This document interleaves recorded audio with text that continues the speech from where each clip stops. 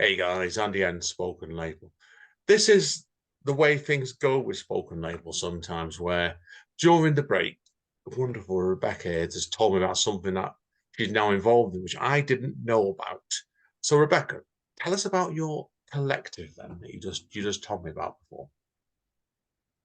Yes, I'm a member of an author collective. There are 15 of us. I was not one of the founding members. There were five of them, and then a couple added. I was added the next year. Now there are 15. We're all historical fiction writers, and we have a website, paperlanternwriters.com, and we have two blogs a week, one on Tuesday about various topics, and then Friday we'll have new releases or interviews with authors, things like that.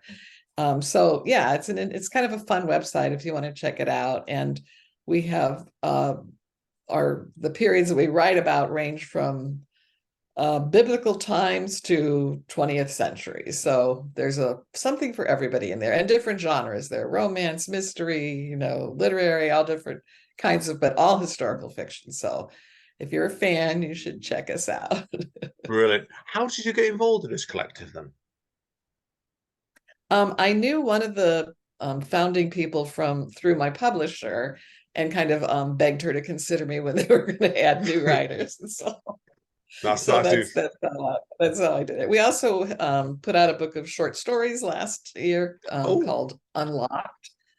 Taking each short story takes place at a different time and place and connected by a chest. And this year we're going to do another anthology called Beneath the Midwinter Moon, and they're all set in different winter festival kinds of things. So brilliant. Well, good luck on both those books. Obviously, Unlocked's already out. So give us a yes. little hint about what your story in Unlocked is about.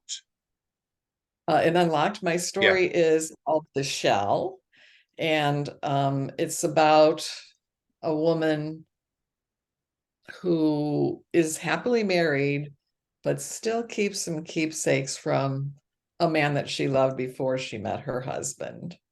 Oh, that's quite beautifully put straight away. So I won't ask any more. And obviously, in the next book that's coming out, have you wrote your story for that yet? Have you? Or Yes, okay. and I stayed in the same time period as this book and as the first story. This one is called The Star Lantern, and it's about an older woman, somebody more closer to my age than my protagonist tend to be, and she has had a stroke and she's sort of disillusioned, not sure her family loves her anymore, and it takes place Ah, on 12th night, and through the course of the evening she has a revelation.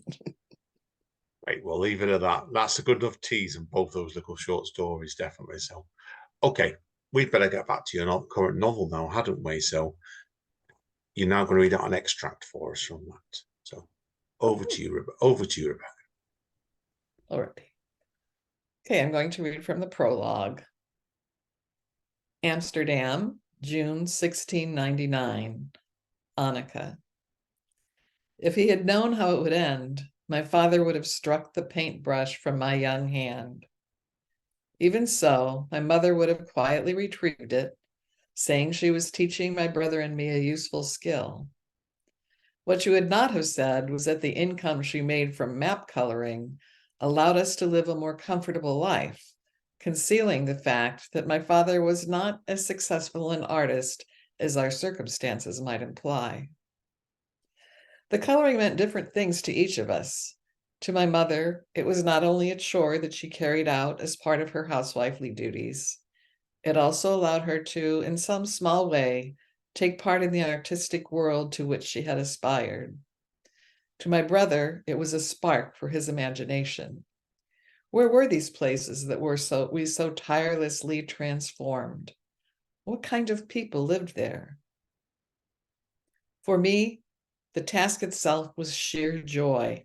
The colors, the beauty I could create ensured that I never resented the work asked of me. I even dreamed of drawing my own maps. This desire would come into play in the unraveling of our lives, but I embraced it, and with it, all that was to come. Beautifully read, absolutely beautifully read there. So, have you never been tempted, after Rebecca, to do an audio version of that? I did have an audiobook made Oh, for this I one, but I didn't read it myself. I had a professional, Rebecca Stern, read it for me. So yeah, I'm sure she did a better job than I could do. I always remember Amanda, my wife, had one of her books does an audible, and she got in. She did a gory zombie book, and it was like she got in. We think the young lady is about 14 or 15, and there was plenty of graphic scenes going around in it. So we think to this day she must have asked permission off her parents. When Sickly went, she went yes. But you do like you do, don't you? Get honestly, do you feel like when someone's doing it, you really hear the audio, or someone else read your book? Like, it feels weird, doesn't it, really? It's just like like it feels really weird, doesn't it, that somebody else is reading your book It out. does. It does feel weird because and as wonderful as Rebecca is, and of course I listened to samples, and she even, did a sample for me from my book before I said, yes, please go ahead. But there still are so many times you're thinking, that's not the way I thought of it in my head. But but then I was talking to my husband about it, and I said, I think yes, you have to be more dramatic if you're doing an audiobook. You can't, in my head, it probably didn't have as much interesting inflections and things as she would say. Yeah, no, definitely. So it's been a pleasure, book. I've really enjoyed it. I said this about 4 times today, but no, it's an excellent book.